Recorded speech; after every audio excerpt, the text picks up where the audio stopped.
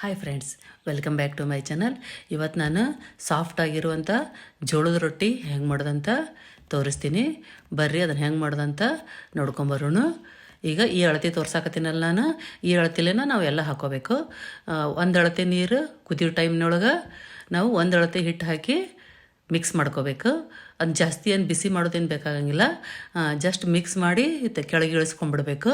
ನೋಡಿರಿ, ನೀವು ನೋಡಕತ್ತಿರಲ್ಲ ವಿಡಿಯೋದಾಗ ಈ ಥರ ನೀವು ಮಿಕ್ಸ್ ಮಾಡಿ ಇಳಿಸ್ಕೊಂಡ್ಬಿಡ್ಬೇಕು. ಈಗ ನಾನು ಇದಕ್ಕೆ ಇನ್ನೊಂದು ಕಪ್ ಹಿಟ್ಟು ಹಾಕೊಳಕತ್ತೀನಿ. ಒಣ ಹಿಟ್ಟು ಹಾಕ್ಕೊಂಡು ನಾದ್ಕೋಬೇಕು. ಇದನ್ನ ಜಾಸ್ತಿ ಹೊತ್ತು ತನಗಾಗಕ್ಕೆ ಬಿಡಬಾರ್ದು, ಆಗಿಂದಾಗ ಬಿಸಿ ಇದ್ದಾಗ ನಾದ್ಕೋಬೇಕು. ಹಿಟ್ಟು ನೋಡ್ರಿ, ನೈಸ್ ಇತ್ತಂದ್ರೆ ನಿಮಗೆ ರೊಟ್ಟಿ ಸ್ಮೂತಾಗೇ ಬರ್ತಾವೆ.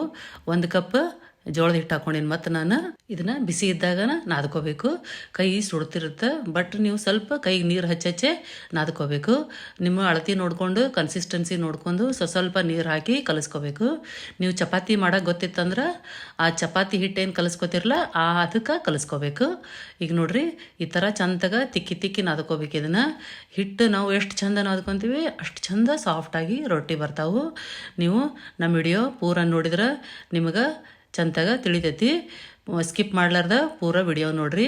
ಈ ಥರ ನೀವು ಚಂದಾಗ ನಾದ್ಕೊಂಡು ಹೊಸದಾಗಿ ಅಡುಗೆ ಕಲಿಯೋರಿಗೆ ಭಾಳ ಹೆಲ್ಪ್ ಆಗುತ್ತಿದ್ದು. ಈ ವಿಡಿಯೋ ನೋಡಿ ನೀವು ರೊಟ್ಟಿ ಆರಾಮಾಗಿ ಕಲಿಬೋದು. ಹೊಸದಾಗಿ ರೊಟ್ಟಿ ಮಾಡೋರು ಜಾಸ್ತಿ ಹಿಟ್ಟು ಕಲಿಸ್ಕೊಳಕ್ಕೆ ಹೋಗ್ಬೇಡ್ರಿ. ಜಸ್ಟ್ 4 ರೊಟ್ಟಿದಷ್ಟು ಕಲಿಸ್ಕೊಳ್ರಿ. ನೀವು ಈ ಥರ 4 ರೊಟ್ಟಿ ಅಭ್ಯಾಸ ಮಾಡ್ಕೊಂಡ್ರಂದ್ರೆ ನೀವು ಪರ್ಫೆಕ್ಟಾಗಿರೋ ರೊಟ್ಟಿ ಮಾಡೋಕೆ ಕಲಿತೀರಿ. ಅದಕ್ಕೆ ಇದು ನೋಡ್ರಿ, ಈ ಥರ ಕನ್ಸಿಸ್ಟೆನ್ಸಿ ಇರಬೇಕು.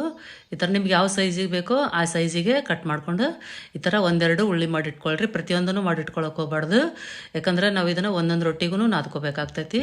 ಈಗ ತವಾ ಇಟ್ಕೊಂಡು ನೋಡ್ರಿ, ನಾನು ಲತ್ತಿಗುನಿಗೆ ಪ್ಲಾಸ್ಟಿಕ್ ಕಾಳಿನ ಸುತ್ತಿಲ್ಲ, ಏನಿಲ್ಲ, ನಿಮ್ಗೆ ಆರಾಮಾಗಿ ಮಾಡಿ ತೋರಿಸ್ತೀನಿ. ಪ್ಲಾಸ್ಟಿಕ್ ಕಾಳಿ ಸುತ್ತೋ ಅವಶ್ಯಕತೆನೂ ಇಲ್ಲ, ಒಟ್ಟು ಹರಿಯಂಗಿಲ್ಲ ಇವು ರೊಟ್ಟಿ. ನೋಡ್ರಿ, ನೀವು ಈ ಥರ ಕೆಳಗೆ ಹಿಟ್ಟು ಹಾಕಿ ಮೇಲೆ ಒಂದು ಸ್ವಲ್ಪ ಹಿಟ್ಟು ಹಚ್ಚಿ ಸೈಡಿಂದನೇ ಲಟ್ಟಿಸ್ಕೋಬೇಕು. ಇದನ್ನು ನಡುವು ಲಟ್ಟಿಸ್ಕೋಬಾರ್ದು. ನೋಡ್ರಿ, ಒಂದು ಸ್ವಲ್ಪನೂ ದಂಡಿ ಹರಿದಿಲ್ಲ, ಏನಿಲ್ಲ, ಎಷ್ಟು ಚಂದ ನೀಟಾಗಿ ಬಂದೈತಿ. ನೀವು ಈ ಥರ ಕಲಿಬೋದು. 2ನೇ ರೊಟ್ಟಿನೂ ನಿಮಗೆ ತೋರ್ಸಾಕತ್ತೀನಿ ನಾನು. ನೀವು ಪಾಕೆಟ್ ಜೋಳದ ಹಿಟ್ಟು ತೊಗೊಂಡ್ರಂತೂ ಇದೇ ಥರ ನೀವು ಮುದ್ದೆ ಮಾಡೇನ ಮಾಡ್ಕೋಬೇಕು. ನೋಡ್ರಿ, ನಿಮಗೆ ನೋಡಕತ್ತಿರ್ಬೋದು ಎಷ್ಟು ನೀಟಾಗಿ ಬರ್ತೈತಿ. ನೀವು ಇದೇ ಥರ ಆರಾಮಾಗಿ ಕಲಿಬೋದು. ಕೆಲವೊಬ್ಬರಿಗೆ ಜೋಳದ ರೊಟ್ಟಿ ತಿನ್ನೋಕೆ ಇಷ್ಟ ಇರುತ್ತೆ, ಮಾಡೋಕೆ ಕಷ್ಟ ಆಗುತ್ತೆ. ಅಂಥವ್ರು ನೀವು ನಿಧಾನಕ್ಕೆ ಕಲಿಬೋದು, ಒಮ್ಮೆಲೇ ಯಾರೂ ಕಲಿಯೋಕ್ಕಾಗಂಗಿಲ್ಲ. ನೋಡ್ರಿ, ಈ ಥರ ತವಾಕಾದಿಂದ ಹಾಕಿ ನೀರು ಹಚ್ಚಿ ಒಮ್ಮೆ ನೀವು ಹೊಳ್ಳಿಸಿ ಹಾಕೋಬಾರ್ದು. ಸ್ವಲ್ಪ ಅದು ಮೇಲೆ ಆರಬೇಕು, ಒಂದು 5 ಸೆಕೆಂಡ್ ಆದರೂ ಬಿಡ್ಬೇಕು ನೀವು. ಆಮೇಲೆ ನೀವು ಹೊಳ್ಳಿಸಿ ಹಾಕ್ಕೊಂಡು ನೋಡ್ರಿ, ಈ ಥರ ನೀವು ಸೈಡಿಂದ ಒಂದು ಬಟ್ಟೆ ತೊಗೊಂಡು ಒತ್ತಿ ಬೇಯಿಸ್ಕೋಬೇಕು. ನೀವು ಇನ್ನೊಂದು ಅನ್ಕೋಬೋದು, ಪ್ರತಿಯೊಂದು ರೊಟ್ಟಿನೂ ಉಬ್ಬತಾವಂತ ಅನ್ಕೋಬೇಡ್ರಿ, ಕೆಲವೊಂದಷ್ಟು ಉಬ್ಬತಾವು.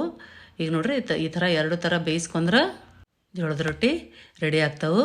ಇದರಲ್ಲೇ ನಾನು ಮುಟ್ಟಿಗೆ ರೊಟ್ಟಿ ಮಾಡ್ಕೊಳಕತ್ತೀನಿ. ಒಂದು ಸ್ವಲ್ಪ ದಪ್ಪ ಮಾಡ್ಕೋಬೇಕು. ಮುಟ್ಟಿಗೆ ರೊಟ್ಟಿ ಆದ್ರೆ ಇದು ತೆಳ್ಳನ ರೊಟ್ಟಿನೂ ಮಾಡ್ಕೊಳಕ್ಕೆ ಬರುತ್ತೆ. 3 ಟೈಪ್ ನಾವು ರೊಟ್ಟಿ ಮಾಡ್ಕೋಬೋದು. ತೆಳುವನ್ ರೊಟ್ಟಿ, ಕಟಕ್ ರೊಟ್ಟಿ ಮಾಡಿ ಇಟ್ಕೊಂಡ್ರೆ ತಿಂಗಳಾನ್ಗಟ್ಲೆ ತಿನ್ಬೋದು, ಕೆಡಂಗಿಲ್ಲ. ಈಗ ನೋಡ್ರಿ, 2ನೇ ರೊಟ್ಟಿನೂ ನಿಮ್ಗೆ ಮಾಡಿ ತೋರಿಸ್ತೀನಿ ನಾನು. ಎಲ್ಲ ರೊಟ್ಟಿನೂ ಇದೇ ಥರ ಬೇಯಿಸ್ಕೊಂಡ್ರೆ ಜೋಳದ ರೊಟ್ಟಿ ರೆಡಿ ಆಗ್ತಾವೆ. ಮತ್ತು ಇನ್ನೊಂದು ಹೇಳ್ಬೇಕಂತಂದ್ರೆ, ಜೋಳ ನೀವು ಗಿರಣಿ ಒಳಗೆ ಹಾಕ್ಸ್ಕೊಂಬಂದು ಇಟ್ಕೊತೀನಿ ಅಂದ್ರೆ ಒಂದು 15 ದಿವ್ಸಕ್ಕಷ್ಟು ಆಗುವಷ್ಟು ಮಾಡಿಟ್ಕೋಬೇಕು. ಜಾಸ್ತಿ ಇಟ್ಕೊಂಡ್ರೆ ಅದು ಜಿಗಿಬ್ ಹೋಗಿಬಿಡುತ್ತೆ, ರೊಟ್ಟಿ ಮಾಡೋಕೆ ಬರೋಂಗಿಲ್ಲ. ಹಿಟ್ಟು ಫ್ರೆಶ್ ಇದ್ದಷ್ಟು ರೊಟ್ಟಿ ಚಲೋ ಬರ್ತಾವೆ.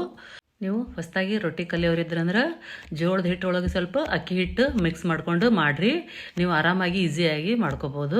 ನಮ್ಮ ವಿಡಿಯೋ ನಿಮ್ಗೆ ಇಷ್ಟ ಆಗಿದ್ರೆ ಲೈಕ್, ಶೇರ್, ಸಬ್ಸ್ಕ್ರೈಬ್ ಮಾಡಿರಿ. Thanks for watching.